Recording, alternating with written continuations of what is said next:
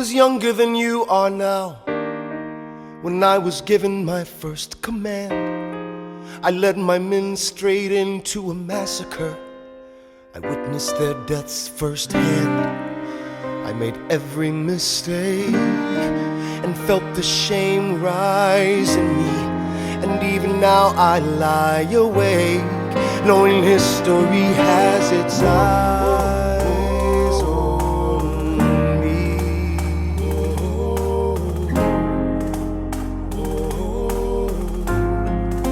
History has its eyes on me.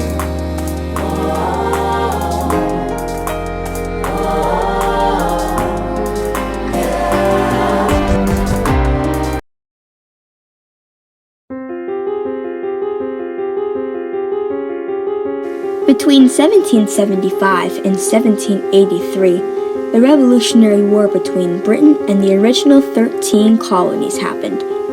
The war went on for 8 years before Britain finally surrendered. 2 years before the war ended, though, the 13 colonies started putting together a secret government. But then, after the war ended, they could finally have a legal government. This newfound government would be called the Articles of Confederation. The Articles of Confederation were an alliance between the original 13 colonies.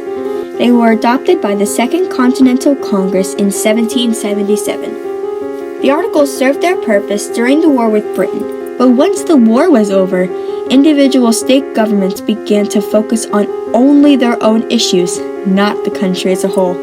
This worried the Founding Fathers, and in 1786, delegates from all over the states were invited to a convention in Philadelphia, where the Articles of Confederation would be revised. James Madison and Alexander Hamilton actually wanted a new form of government, not to fix the existing one.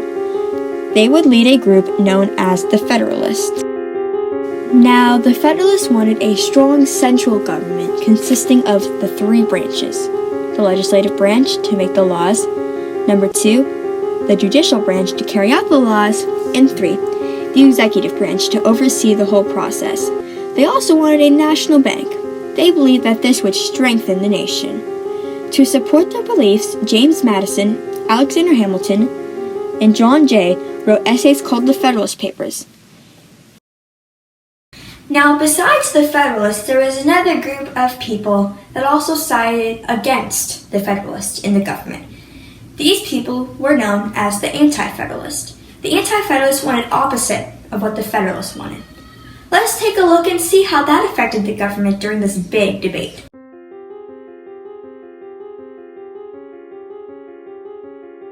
The Federalists were opposed by a group of delegates from the South, led by Patrick Henry. The Anti-Federalists were concerned about having a strong central or national government for many reasons. Number 1, they believed that the Constitution needed a Bill of Rights. Number 2, they believed that the president could become a monarchy. And number 3, they believed that the Constitution would take power from the states. The fear of a new king or monarchy was the primary concern of the Anti-Federalists, and they wrote a number of essays against the ratification of the Constitution.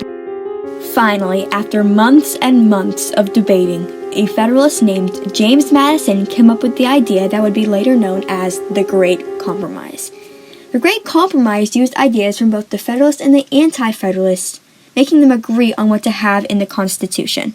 The Constitutional Convention still remains one of the most amazing and important wants in American history, and the debate between the Federalists and the Anti-Federalists still echoes on today. Only 3 of the 55 delegates did not sign the Constitution because they were the 3 delegates from Rhode Island.